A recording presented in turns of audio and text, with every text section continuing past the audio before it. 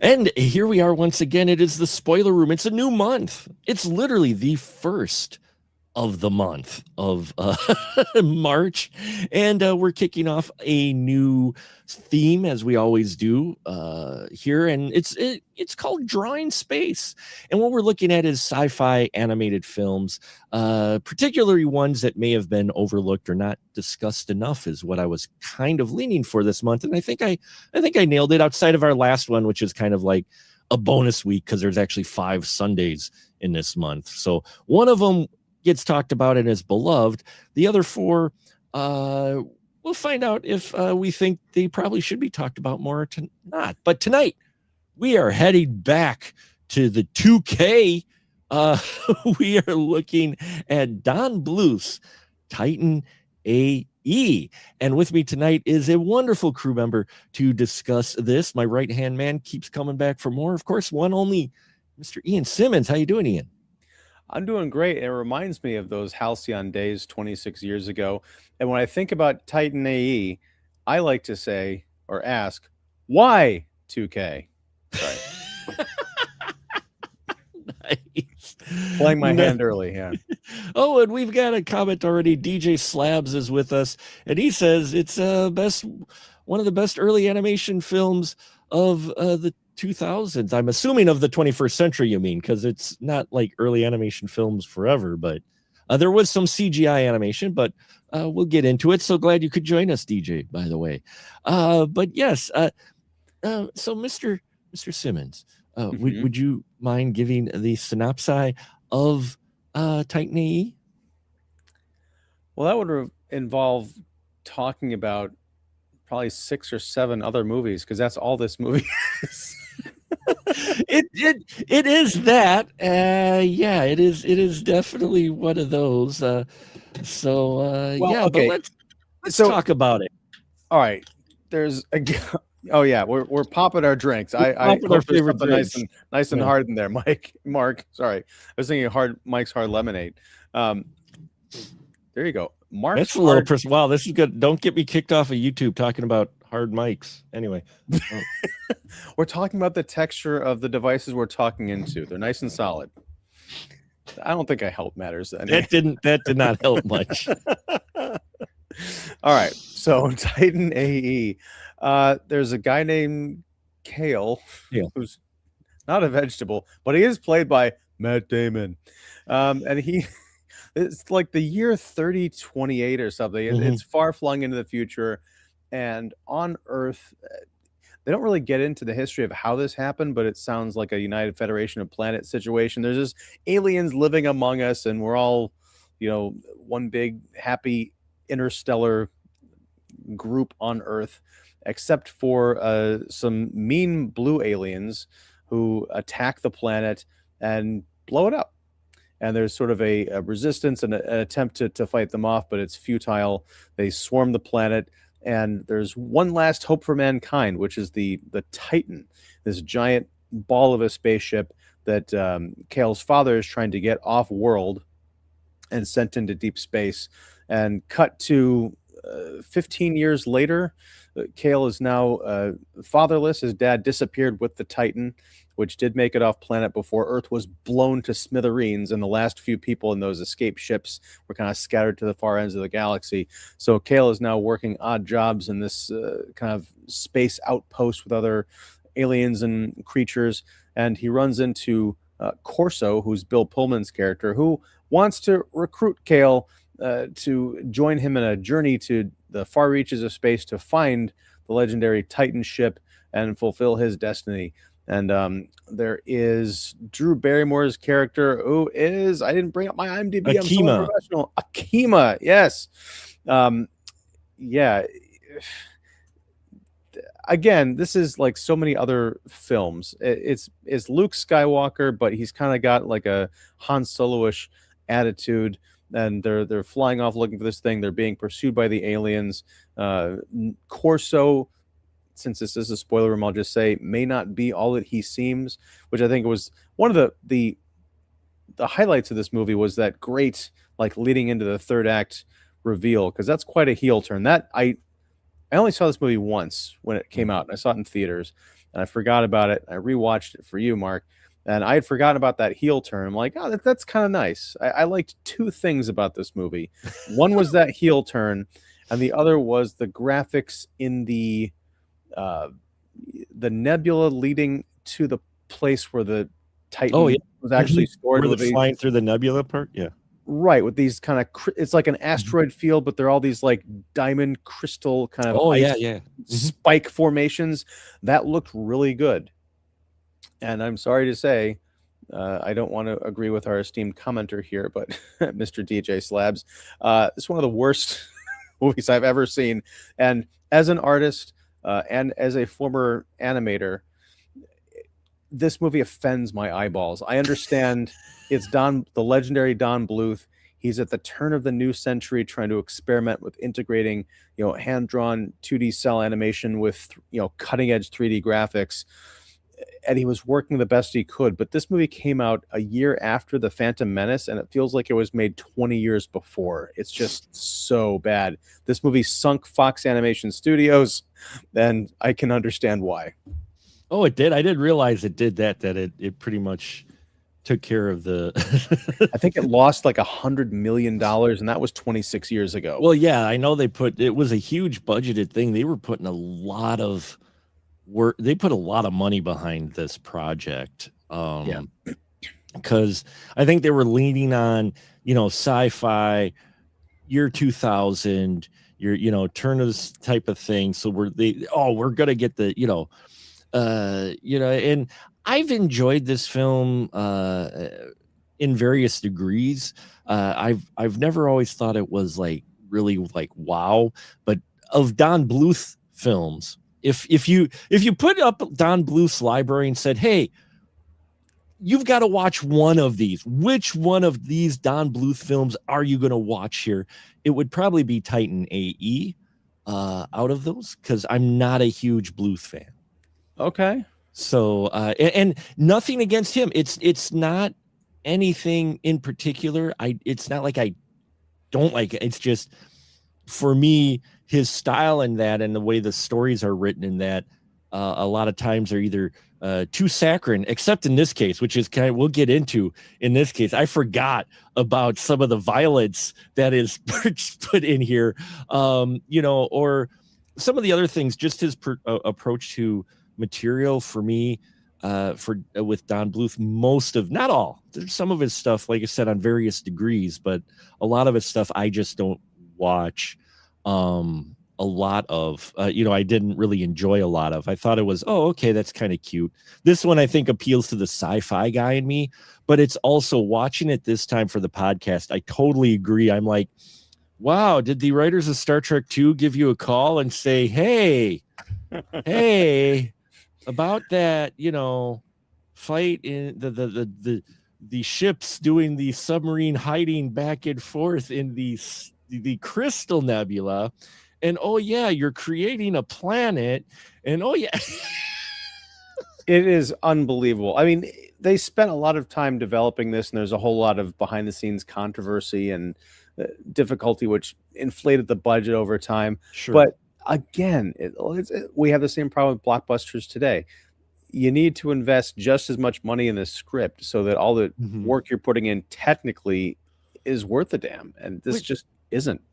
Which is sad, because I like the characters he comes up with in Titan AE, because you've got a nice actual sci-fi feel. Like, this feels like a sci-fi world. You don't just have, as like Star Trek would say, prosthetic noses are different, or they just change the ears. He's interacting with actual aliens throughout this. So I like that angle versus it just being, humanoids and all. And I like our cast of characters. I Kale, not so much Kale, but I do like Akima. I do like, I really like Janine Garofalo's character, Stiff, the engineer who kind of looks like a mutant kangaroo. I do like her character. and her design. And then there's Goon, played by John Leguizamo. I like his character. I like some of the side characters more than our main characters. Yeah, I mean, Stith. My problem with Stith is that I think they should have just made her a full-on humanoid, because she looks like someone took the top and bottom of two different action figures and mashed the pegs together to create one body. I will give them props for trying to do something different, but different does not always equal good. And as far as Goon goes, this is not fair to Don Bluth, but I couldn't stop thinking of Maz Kanata from the Star Wars sequels. Yeah. Like, yeah, that's true. big eyes and all that. Yeah. You could see Maz Kanata. I mean, you see definitely some Star Wars influence in your your main characters in here, especially in Corso is like your Han Solo. And wait till we get to next week's movie. If you think, I'm gonna be interested to see what your opinion of that one is, because that one everybody goes, wow, an animated Star Wars. So it'll be interesting to see your opinion on Star Chaser, but that's kind of why I wanted to do them back to back, do these two films back to back on that. But as far as this goes, yeah, Bluth borrows a lot, which is kind of surprising, because the first few times that I watched this, I just took it. I'm like, okay, this is fun. I like my sci-fi. This is another animated sci-fi film.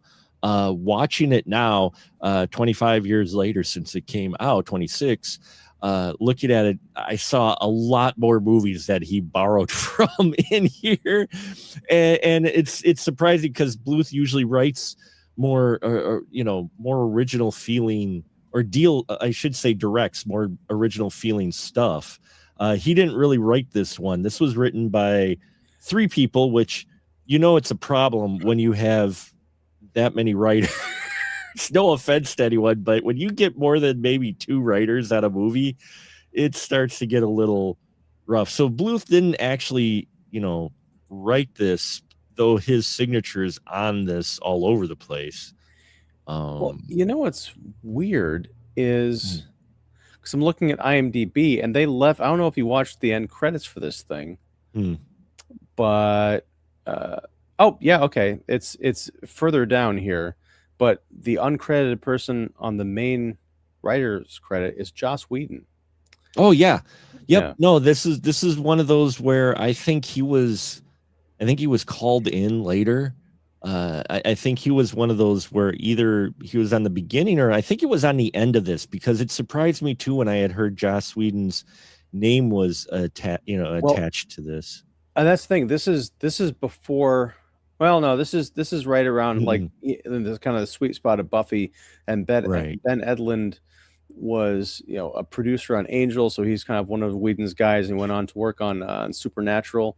So it's weird, because you're right, with the multiple writers, it is kind of hard to figure out a distinct vision. But when I saw Whedon's name at the end credits, I'm like, this is making a lot more sense. Well, I mean, the one writer was the writer of The Tick, and also a producer of a number of shows, genre shows, including executive producer of Gotham, Supernatural, Angel, Firefly, and a writer of Tick before they did Titan AE. The other, that was Ben Edlund, and then you had Randall McCormick also taking a stab. He wrote Speed 2 before this. Go knocking Cruise Control, buddy. That Jason Patrick, the best Keanu Reeves replacement ever. My God. Don't start with me on that. Oh, that movie. And then the other writer, before he wrote, helped write the story for Titan AE, did Anaconda.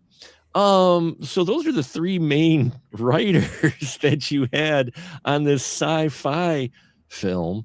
And like I said, that's the one thing, when you get that many writers involved, 9 times out of 10, the film is not as solid as it should be most of the time. I'm surprised Bluth's name's not in there for the screenwriting as well.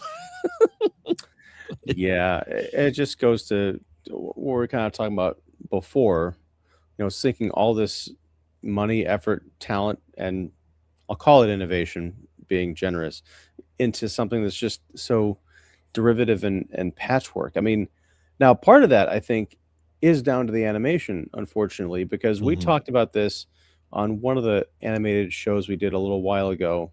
I can't remember which one it was. Maybe it was Alice in Wonderland, but it's the problem of the animation in terms of the characters being very realistic, but way too slow. It's Mhm. fluid, but almost like you're watching it on point 0.5 speed. So if I'm picking up my coffee, I just go, but if you're watching a Don Bluth character pick up their coffee, it's Well, and not only that, they were trying, I think he was trying a new technique with this, trying to do a 180 turnaround with the 2D animation. And like you said, I didn't notice it like when I first watched it on the big screen, but watching it again now, it is slow and a bit distracting trying to do that 180 or 90 degrees spin around, but yet still be the 2D animation, flat 2D. It well, was weird. other films had done that before. Like you think Prince of Egypt, which came out 2 years before that, and Oh, had some. I think that had some computer animation mhm. in it, but it was much more subtle and kind of integrated. Here, the issue is you've got 2D character. It's like watching a sci-fi channel movie. In terms of live action, you've got clearly live action characters interacting with terrible, rendered 3D Yeah. models. It's just so weird. You've got 2D cell animated characters fighting the dredge, which are, I believe, all CGI, or Yeah. at Yeah. least They're all, heavily CGI yeah. and texture. It's like this looks like almost like watching a black and white movie alongside a color movie in the same scene. It just doesn't match at all.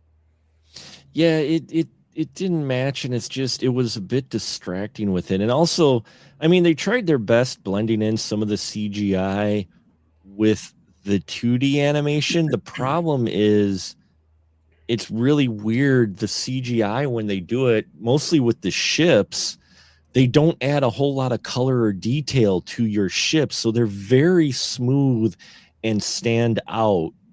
Like Well, that's Corso's ship, especially. I mean, it looks good when it's moving fast, but when it's sitting still or whatnot, you're like, oh, that okay, that well, that's a lot of that is early yeah. late 90s, early 2000s CG in terms of what they could render.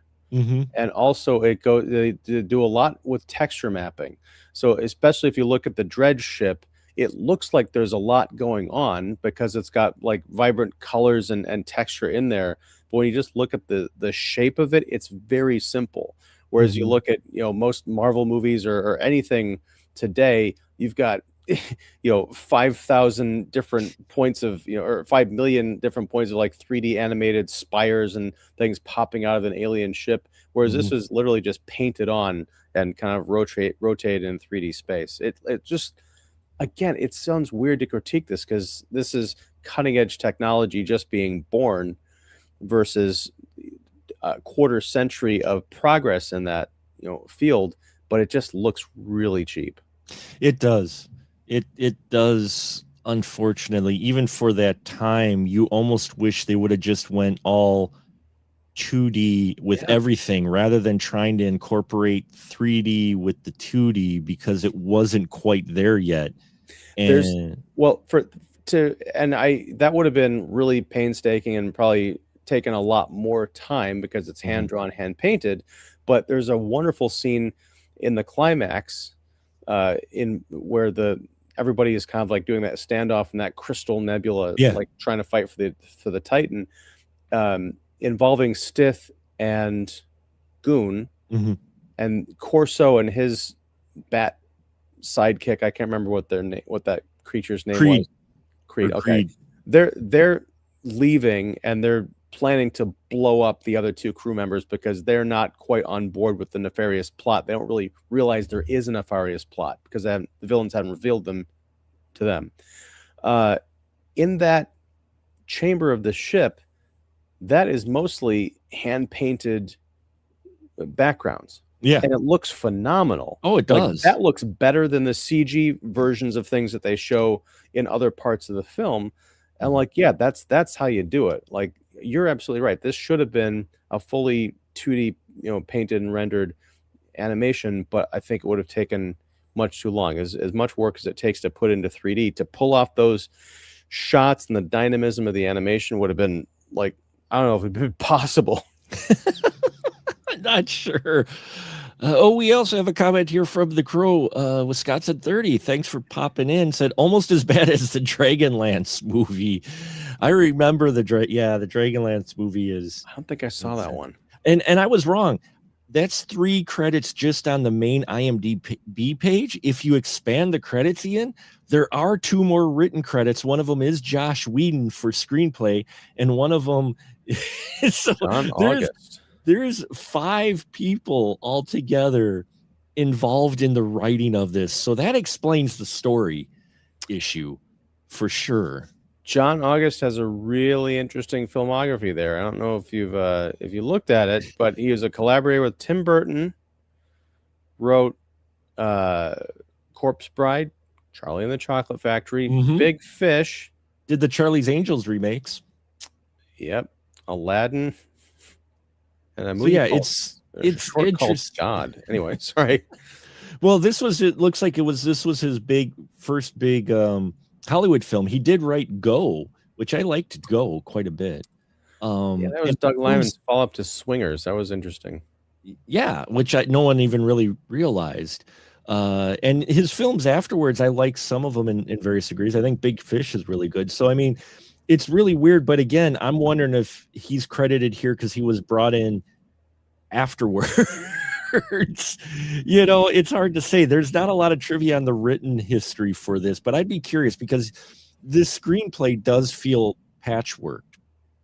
And which is interesting because, I mean, usually in terms of animated films, they have to have the script mostly locked down because you can't do reshoots. You have to do, let's go back and redraw this and get the team of animators back or whatever. So it's interesting because now I kind of want to go back and watch this movie again to see how much of the dialogue is like voiceover or, something that's easier to apply to an animated movie than doing a reshoot.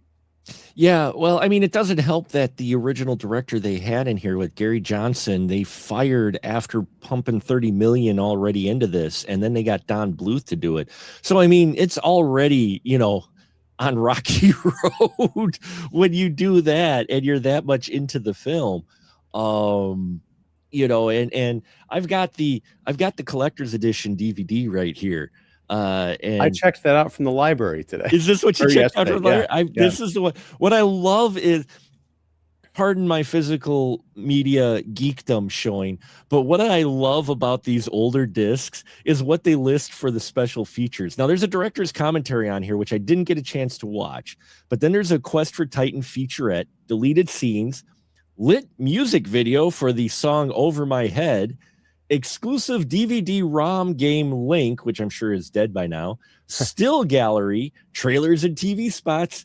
I always love when they put this, interactive menu and scene selection. I love when those were the features on a DVD. Well, and if you, I assume you saw this because that was one of the nice surprises when I popped this in, was they had a whole like 3 or 4 minute promo for DVD. Yeah. Like, hey, it's this new technology. You can have commentaries and extras. And the animated menus, it's corny now, but it really is a lost art. And I think that's part of the problem with this movie, watching it now, is a lot of the animation, the 3D animation in Titan AE, looks like those DVD animated menus, which were always a step or 2 or 4 down from like movie quality, but they were still cool. But you don't want to see that on a big screen. No, you don't necessarily want to see it on a big screen. And, we mentioned dialogue. They even rip off a couple lines of dialogue. I think they rip off a Princess Leia dialogue because... Would it help if I got out and pushed? Spoken by the Princess Leia archetype in this movie. You can't do that. It's like, wow. It's like, really? Really? That feels like Joss Whedon was in the writer's room talking to an intern and said, okay, in this moment, we need something like when Princess Leia said, would it help if I got out and pushed? The intern wrote it down and they never got back to putting in an removing it at all. Yeah. I wouldn't doubt it.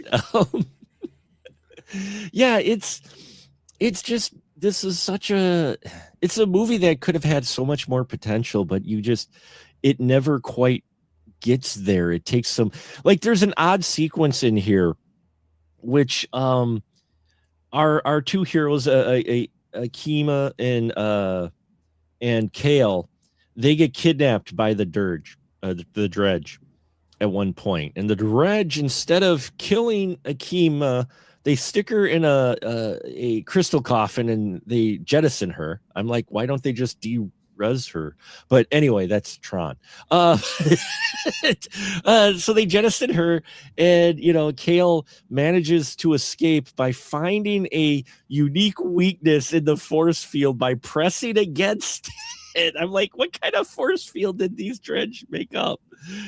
But in any case, well, so they escape because they're pure energy, so shouldn't they have been electrocuted or something? I don't know.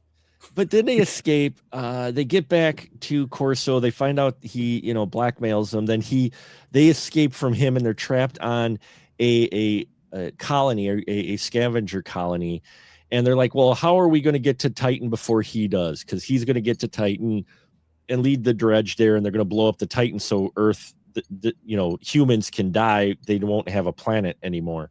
Any type of hope. Anyway, they come across this derelict spaceship that they could fix. And now I know they have a whole colony of engineers and stuff that could come together and fix this ship. But if you think about time frame wise of the amount of work they have to put into it, even with the A-Team montage and then the late 90s, early 2000s, progressive rock playing over the top of it, you're like, yeah, they not only did that, they gave that ship a new coat of paint and still made it to the Nebula area just behind Corso and his guys, and they left like hours ago. Well, Corso and his crew, they were feeling so confident they stopped at a space diner to get some lunch and hung out for a bit, I hadn't even thought about that time dilation thing with them repairing that ship. All I kept thinking of is they land on this kind of outpost planety type thing that's full of junk, and they use it to create the people there help them to make a spaceship to go and defeat the bad guy. I was just waiting for them to like dance around in a circle singing Dare to Be Stupid. I was like, you're digging back to Transformers the movie, guys. Come on. It did have a Junkticon type feel to it. That is true, it did. But I could never figure out, like, wow, that was, I'm all for, I know they had the whole colony working on it, but it's a big ship. And I'm like, if you go by the montage of the problems they had, I'm like, that's still working awfully damn quick to get, okay, some time maybe have passed, but they don't establish that in the writing. And that's the problem, is they don't make it sound like Corso and his team had been out in the Crystal Nebula area for a couple days searching for the Titan, which would make more sense. Just drop a line in there. We've been out here for, a couple days now, and we still haven't. No, they've been out there maybe a few hours, and our hero Kale and Akima got the band together and they assembled this ship with the Junkticon helping. Well, the other thing, I was half paying attention at this point, but when they get to that junk colony or whatever, they've got the wreckage of this ship. Maybe they didn't have any other engineers or whatever living there, but why didn't they do something with that ship? Well, they didn't have anywhere really to go. I mean, they tried to do that little family touching scene, which is actually a character moment. You do get might want to rephrase that, Mark. Yeah, I'm sorry. Michael doesn't come out for another couple of months. Oh, wow. Shots fired. Any case, there's a character moment in here where Kale and Akeem, Kale's waiting for Akima to wake up. She gets knocked out by a blast from Corso, and he's talking to some humans, some of the last remnants, and it's some kids talking about their dad who was a soccer star, and that they had an old ship that they were waiting, it was sitting there waiting for a reason to leave, because they were hoping for a planet, the Titan, but they didn't. And so that's why they didn't put the ship together yet, because they didn't have any really place to go. So that's kind of what they were leaning towards. It's not written well, but that's what I think they're trying to lean and tell. Okay. And that's the thing is the character moments in here, for as much as I said, I don't care for Don Bluth, I wish he would have taken the script actually, because his films do have characters with a bit of depth to them, and you get some kind of development with them. And in this one, I think part of it is you don't really get that. I mean, you get kind of it with Kale going, oh, I don't care about humans, to, okay, I guess I'm part of the plan to bring back the planet kind of deal, but his heart never feels like fully in it. Yeah. He feels like he's rolling with this, but at the same time, you're like, if he had a choice, he could just, no, screw Titan. That's fine.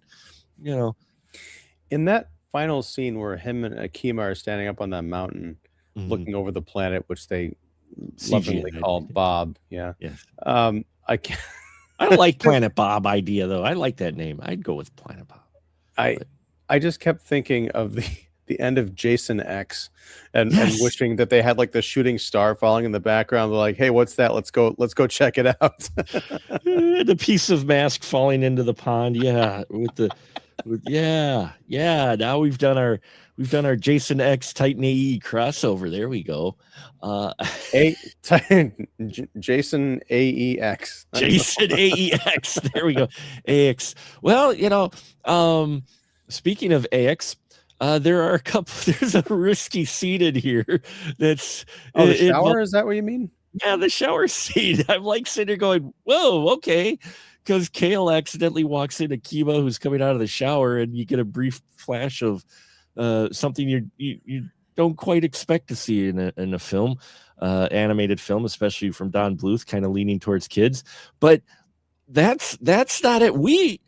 There's a couple on-screen kills on here, and I forgot about them because you're like, oh, animated film, Titan AE, Don Bluth. Oh yeah, the only death is going to be apparent naturally, so they sit there and cry. But no, we have some other deaths in here. We have one bartender bug who just gets splat. But we get voiced by Jim Brewer, and they tweak his voice so it's unrecognizable. Like that could have literally been anybody. I felt kind of bad for him. Yeah, I don't know why, maybe just so they would have the name in there that they did that, but there's the other one where you could see where this is going. Corso, he turns on Kale. He's got his right-hand man who helps out, I think that's Poe, is that? Was the bad guy. Yeah. The bad guy, the actual the bat guy, the one who's got like the little webbing under the arms, right? Yeah, he's Preed. No, that's who it is. Nathan Lane voiced him. Right. It's Preed. Yeah. So Corso has a deal with the Dredge to find Titan and blow it up, and they're going to give him lots of money because he says, screw humanity, we're all extinct anyway. So when he turns on Kale, once they find Titan, then you have Preed turning on Corso. So you've got the double cross going on, which I'm like, okay, that's all right. And then Corso, he suddenly, now he's caught in the middle, and you have Kale going, okay, well, Corso, you were going to turn us in, but now you're fighting, Preed seems to be the more bad guy. But where I'm going with this is Corso fights Preed. Now, mind you, Titan AE, animated film, PG, for kids. He literally, on screen, dead center, breaks Preed's neck. And I don't mean just like a little click. He does a 180 with his head on screen. And I'm just like, whoa. It's a full-on Man of Steel Zod move, man. It's right. It's right. In fact, I bet Zack Snyder's probably a really big fan of Titan AE. It was brutal. And don't get me wrong, I don't mind that, but I'm just sitting here going, I'm thinking of parents who've brought, kids to Don Bluth movie for 2000. They're bringing their young kids. They grew up with Don Bluth films. And they're watching this. And if the bug dying, it's a bug alien. So I think you can get away with it. He gets shot and his little jaw still hangs there kind of for a comedic thing. So you kind of played off his comedy, but this wasn't comedy. This is a dark, like legit kill moment of this bad guy by a main character. The only thing I can think of is this happens pretty much towards the end of the movie. Like it's in the climactic battle. So the Bluth and company probably felt the kids are going to be asleep anyway, and probably half the parents too. The ushers are going to have to wake them up whenever the lit song comes on at the end or whenever it is. So we're not going to, they could have had like Akima come out of the shower with no like screen blurring and break that guy's neck and stab him in the throat. Now I want to see that version. Maybe that's in the director's cut. I don't know. Titan TNA. I don't know. Titan TNA. Yeah. What's also an odd choice because it's played out as like a sci-fi opera. And again, I know I mentioned before, I do enjoy this film, but watching it again now, because I haven't watched it in years, I did find far more flaws in it than when I first watched it a number of times. But one of the things in here that I didn't remember happening was the jumping between this wonderful score, which they had a number of different composers involved in. I think they finally settled on Graham Revell, finished it. Mm-hmm. But they have you have some wonderful instrumental scores going on, which is fitting for kind of this space opera type adventure. But in between, they're like, oh, wait, we got to stay cool with the cool kids. So we got to put in these rock songs that nobody's going to know from these bands who we can afford the licensing for. And so they put these songs in and it throws you off. I mean, because you're just like, they don't use those throughout the whole thing. They only use it like during the montage and a couple other spots. And it's weird for that to just suddenly come in when you're getting this instrumental score elsewhere. It just throws the whole like vibe off, for lack of a better term, of the scenes that you're seeing, when you could have used some really good, instrumental, like when the spaceship you've got the wake angels, they're called, the aliens that you've got that really beautiful thing where they're flying through the nebula that they special effect that they borrowed from Star Trek Next Generation, where they're flying through the pillars and they've got the beautiful little space stingrays following them, and you're like, oh great, and this would be great for a sweeping score. No, we're putting in some rock song, and rock in quotes song in here that just comes out of the blue, and you're just like, okay. It's like when they came out with Enterprise and the theme song for Enterprise, the TV show, instead of using, instrumental opening like every other Star Trek TV show, they hit it with that pop rock music opening, which everybody was like, what? It was like the 23rd century equivalent of Proud to Be an American. I don't know what the hell was going on at that Enterprise opening. But yeah, I didn't know any of those songs. They like, even like being a fan back then, because I was in my 20s, of late 90s, early 2000s, radio rock. Maybe they'd run out of money to get like big bands or get big songs, but I'm just like, this all just sounds like it sounds like someone today making a movie and saying, we need a generic sounding song that sounds like it came from that period, but not actually from that period. What can we do? And all the songs in this movie sound like that. they're vaguely familiar sounding, and that they capture that feel of the era, Mm-hmm. but you just know these are like Z sides. And that's when the producer goes, "Is Creed doing anything right now?" I don't know. Creed would have been great for any of the songs in this movie. It would have fit, actually. Creed's music, every time they would kick to this rock song of a band I wasn't quite familiar with the look and everything, I was thinking of Creed music, because it sounded like this. They sounded like bands that wanted to be Creed. And I know people don't care for Creed. I enjoy Creed music. I enjoy it as well, but it's that style of their style of music, but it's not. So when you hear it start up, you're like, oh, they're going to play a Creed. They don't play a Creed song, but you're like, Creed would be really good, right? And I know we're going to be talking about this later, but 2 years later, Disney came out with Treasure Planet, and that had a great song by the Goo Goo Dolls called "I'm Still Here," which when you first put this on the list, I confused Titan AE with Treasure Planet. I almost watched Treasure Planet instead. I'm like, oh, that's the wrong T movie. Wrong T movie. Sorry, didn't mean to confuse you with your T's. And I kept being sad when a new song would come up, and it wasn't "I'm Still Here" by the Goo Goo Dolls. I'm like, oh, I gotta wait a few weeks for that one. Damn. we gotta wait a couple weeks for that one. Yeah, but it was just really weird. Like, you know, it's almost like some producer came in though and said, we can't do all instrumental. The kids don't like instrumental music. You know, we've got to throw in some rock songs in here so we can get some play and maybe hook some of the new kids in on this film. I mean, that's the way it feels. Where they insert these songs, it feels like that. It literally feels like we've got to put something other than an instrumental. And you're like, an instrumental score would have been fantastic here for the type of film it is. But no, we got to throw in this music instead, which is fine for me as a movie score guy.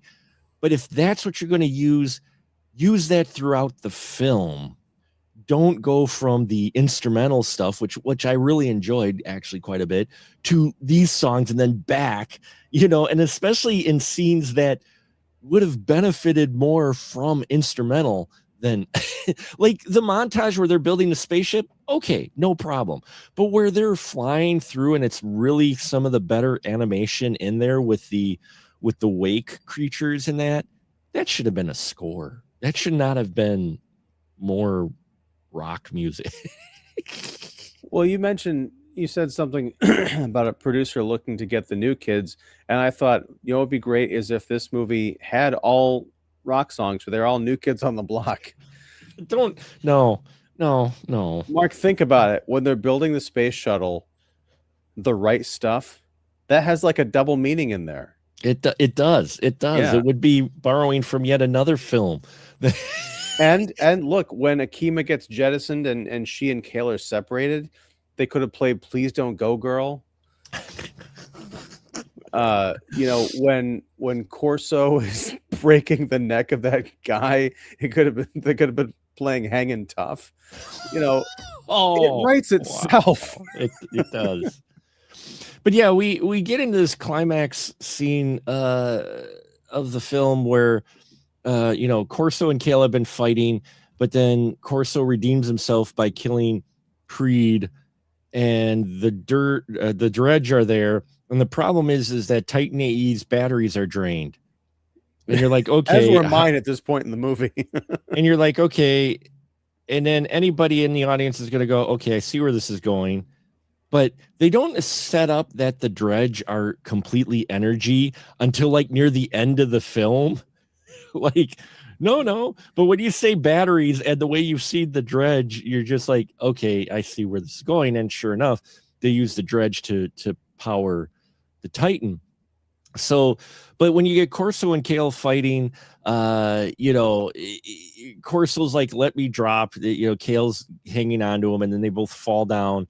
And Corso does get a redeeming bit to where he helps make the connectors so that they can charge the Titan batteries, though he's going to die. At least it's off screen. You know, and they do this whole thing with this literally Genesis ripoff of the planet being formed. And I did like that bit That did look with it, cool. I mean, that was neat. I think I wrote a note about that. Mhm.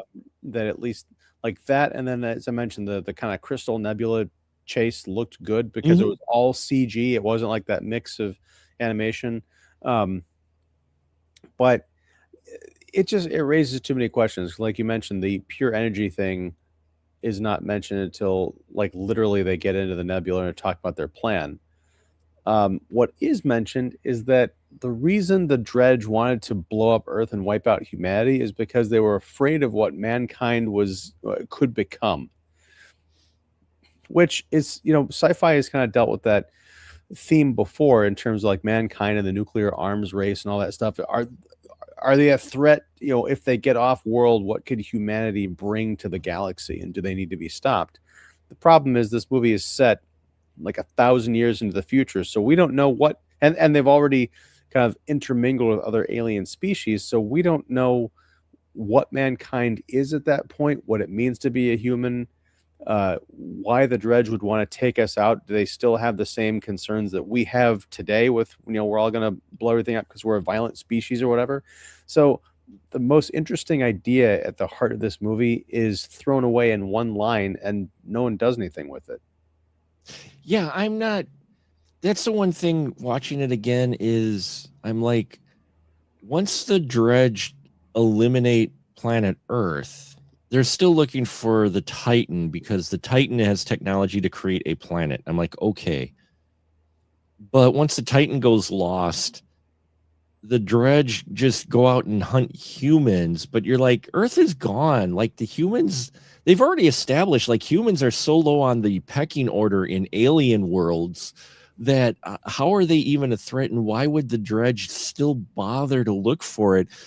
Now, granted, it's only a 15-year time span, which is always I found interesting, is that it's not like Earth blows up and you're like 50 years in the future and they discover the legend of Titan. It's only like it's like 15 years. I was like, that's a weird time jump, but they do that so you can keep the Kale character as the older kid, But I'm like, the Dredge going after them, their motivation, paying attention more this week, this time, is weak, really, I on can the long run.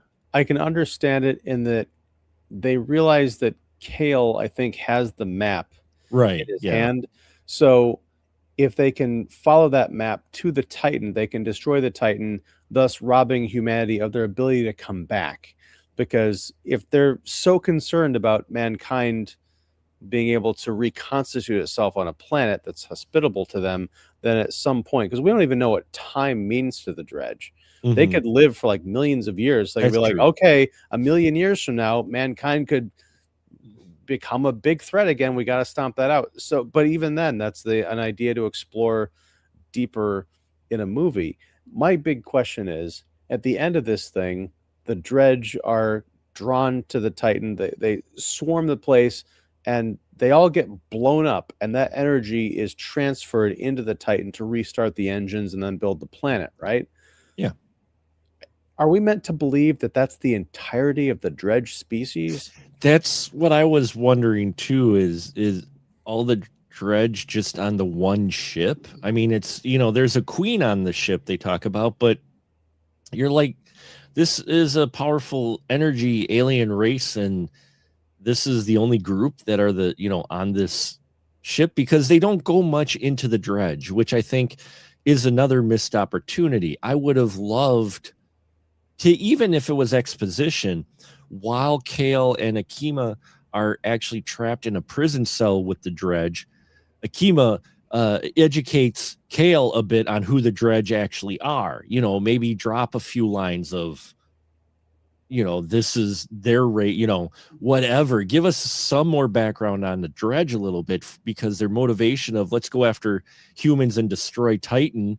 It's like, okay, so once they destroyed the Titan ship, would they have left the humans alone then to just die out? Is that one ship also all the Dredge in the universe? And so they're not going to come after the new planet and just blow that up with another mega ship? Right. I mean, let alone the fact that this movie came out 4 years after Independence Day and Mhm. has, another kind of blue-coated alien species that they have some of the same shots at the end where the alien's like, "Oh no, I'm about to get blown up," and then they get blown up, and Bill Pullman is in both movies. I was very confused by the fact that Corso and also Kale could understand and communicate with these aliens. Yeah. That's something that also need to be explained because the Dredge speak not only in an alien language, but they have different like layers to their voice. It's like different, you can Mhm. tell it was created in a audio studio because it's not just me and you speaking English to each other. There's like different frequencies and stuff going on with that. So it sounds like something that would not be replicatable by the human voice.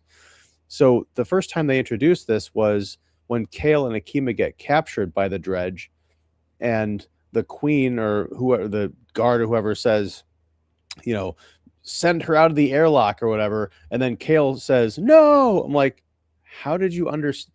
There were He read the subtitles on the subtitles. screen. That was for me, the He read the audience. subtitles. He had That's subtitles. right. See, So I'm they like, had but how do you know what they're talking about?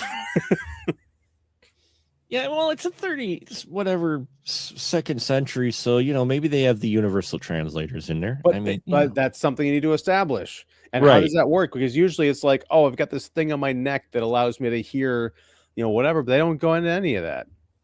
No, and that's the thing is with sci-fi, you got to do a little world building.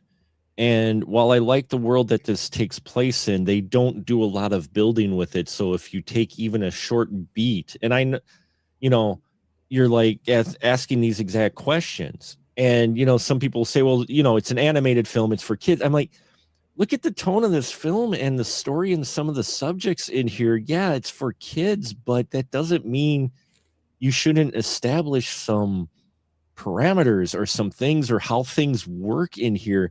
And with sci-fi and it being a visual medium, all you need to do is have something malfunction and suddenly they don't understand the aliens. And then you go, oh, they have translators that are, implants somewhere. 1 minute scene is all that usually takes. You can do a lot in a 1 minute. And, just something to help explain a little bit with some of these things rather than just, yep, no, here it is. This is the way it is. I'm not a fully explanation either. I don't need full exposition dumper one, just little nuggets to help structure things a bit. Cause yeah, how do they understand the Dredge? And that's, you touched on something there. Like, it is a movie ostensibly made for kids. I mean, it's got some heavier themes Yeah. and everything in it, but it is also in the science fiction genre or even space opera. But we'll just kind of use sci-fi as a shorthand. Think about what that means, science fiction. Before movies, it was a genre of storytelling and writing that indicated it was about ideas. It had science in the name. So it's not like, oh, we're making these stories for idiots or we're making this for kids. They don't need to understand things. The greatest writers would write for an audience that was intelligent and they thought could handle bigger ideas and making connections and headier concepts. So to say, "Oh, don't worry, it's a movie for kids," I find that insulting because it downplays the audience. It also downplays the responsibility of the filmmakers to say, "Yeah, you're making for something for kids. What kind of kids do you want running the show someday? Kids who are raised on junk food or those who had a balanced intellectual diet?" Well, and that's where it's going to be interesting, when we get into Star Chaser is a completely different film, but when we get into Atlantis Lost Empire and Treasure Planet later this year, it'll be interesting to watch those and see how those do it because those are two films that the reason I picked those are ones like Titan AE, whether or not they're good or bad, aren't talked about enough. It's like, especially those two films, Disney seemed to have forgot Atlantis and Treasure Planet even existed in some many circles because you barely see any merch or references or anything to them. So that's part of the reason why I wanted to cover them this month too. But this one as well, no, it's not a great movie. You can put the kids down to watch it, but kids understand a hell of a lot more than some of these makers of these films give them credit for nowadays. And not just nowadays, but especially, in the 2000s for sure. If you look at the way they make some kids movies in that, majority of them really don't give kids credit. This is something that Titan AE is something that if 11-year-old me would have sat down, would have just consumed and would want to know more and make it, give me more details. They want to hear all those little like, well, here's a translate. Oh, that's how they're talking, because you have those questions. Even at that age, you ask questions when you're watching something like this, rather than just taking it at face value, Well, that's all kids do. They say, why? And the worst thing you can say to a kid is because I said so. And that's what this does. Yeah. well, why do they understand the dredge? Because I said so. They understand the dredge. That's all you need to know. Why is this? Well, that's all you need to know. Yeah. Because we gave it to you. This is what we give it to you. You don't need any real reason behind it. And yeah. Well, that's stupid. Go to your room. Yeah. No, that's not really. That wasn't a punishment for me because I had a TV and VCR in my room. So, go to your room. Okay. And so I got to my room and watched movies. It was more punishment of go do the dishes. Oh, man. And see, now that is both productive and learning. See, I love doing dishes, Mark. I actually don't mind doing dishes either. I don't mind at all, actually. We had a dishwasher, and then when it broke, we decided to use the dishwasher to store more pots and pans, which actually is quite convenient, actually. And then we just washed them by hand, and we've washed them by hand for years, and not missed the dishwasher. And in fact, I think we do it quicker sometimes than the dishwasher did it. Definitely less water used. So forgive me if I've told you this before, but growing up, we had a dishwasher in our house, and I never knew that it was for anything except a convenient slide-out tray for takeout menus. I didn't learn how to use a dishwasher until I was in my 30s. Nice. I love it. I love it. But yeah, there you have it, folks. Titan AE. I mean, I enjoy the sci-fi aspects of it, but especially watching it now, 26 years later since it came out, you can see how it is problematic. Then if you do just some digging beneath the surface, you find out how problematic and the problems they ran into with the production, and it explains it. It's one of those things where if you watch enough movies, which many of you out there do, if you watch a film that seems to have a lot of issues, like we talked about tonight with Titan AE, a lot of likelihood there were production issues with it. Too many cooks in the kitchen, too many producers. They changed hands a number of times. You get enough of that, it can come across on screen. It's very rarely where you can't tell. You're like, I bet there was some trouble with this production, because it comes across. And that's what you get here with Titan AE. I would say, I would recommend you could still watch it if you want. If you like a Don Bluth film and you haven't sat and watched it, it's okay for a little bit of a sci-fi adventure romp, but it's not nearly what it could be or what it even promises. It's very shallow.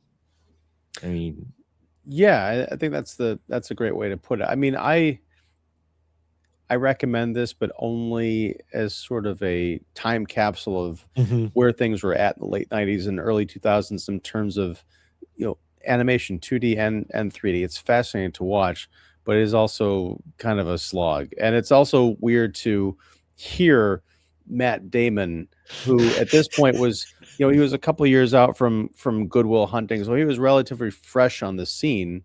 It was probably in his early 20s at that point, probably the same age as Kale was supposed to be. And then you hear like Drew Barrymore and John Leguizamo, like they're like the marquee name. You mentioned this is Charlie's Angels, the same year as the Charlie's Angels remake came out with Drew Barrymore. So how the tables have turned. Matt Damon is now going to be in one of the biggest movies of the year, and Drew Barrymore is hosting a talk show. She seems quite content with that, and that's fine. But hey, but yeah, it's interesting how things have changed over the 20 some years. But That's Titan AE, folks. Yeah, always appreciate folks watching this, leaving your constructive comments, what you think. Thank you, DJ Slabs, for tuning in, Genma as well, and the Crow, Wisconsin 30. Always appreciate comments as well from folks. The globe in the Universal movie logo predates the moon landing. Okay. And with that, thanks, Clorox Bleach Company. Most movie logos predate the moon landing. Yeah, most movie logos do predate the moon landing. So there you have it. I appreciate every single one of you. And now I appreciate my co-host, and he gets his license to shill. So please, Ian, tell the fine folks where they can find your stuff at. Well, thank you. I'm Ian Simmons. I run Kicking the Seat, which you can find at kickseat.com, and also right here on YouTube. I do movie reviews and interviews and critics roundtables. And this Tuesday night, just in a couple of evenings, we'll be talking about Scream 7, the latest horror movie sequel, which I have not seen yet. I hear amazing things. I can't even keep that up. But yeah, it'll be 8 o'clock Central on Tuesday. I also am a contributing writer to CBR, that's Comic Book Resources, so cbr.com, writing for their movies and TV section. So yeah, check it out. Thank you. I'm also here on Sundays and sometimes Mondays talking movies with Mark. And actually glad you mentioned Mondays, because next week we will be on Monday. We will be on Monday, March 9th. Same time, 8:30 p.m. Central Time live. We will be talking about our Animation Nation film for this month, which is Star Chaser, The Legend of Orin, which I can't wait to talk about, because if you're a Star Wars fan, you're going to want to tune in. Because, yeah, trust me, it's an interesting film. I'm dedicating it to my brother from another mother, the guy who I've known since 7th grade. Because he used to watch it a lot. So he may even join us. Oh, we may get a surprise guest. If he's up to it, he may actually join us to talk about Star Chaser, Legend of Orin. So you'll want to tune in to that Monday, March 9th, 8:30 p.m. Central Time. I'm going to be covering a film festival this coming weekend, so look for a lot of coverage coming up in the next 2 weeks after that, with reviews and interviews and whatever I can do as I run around for 3 days doing coverage for the Midwest Weird Fest and a Night of Horror International Film Festival, which you can check out those web pages and see their program and maybe even show up. You'll definitely see me there. So thank you, one and all. I appreciate every single one of you. And until next time, we'll just say, good night, everyone.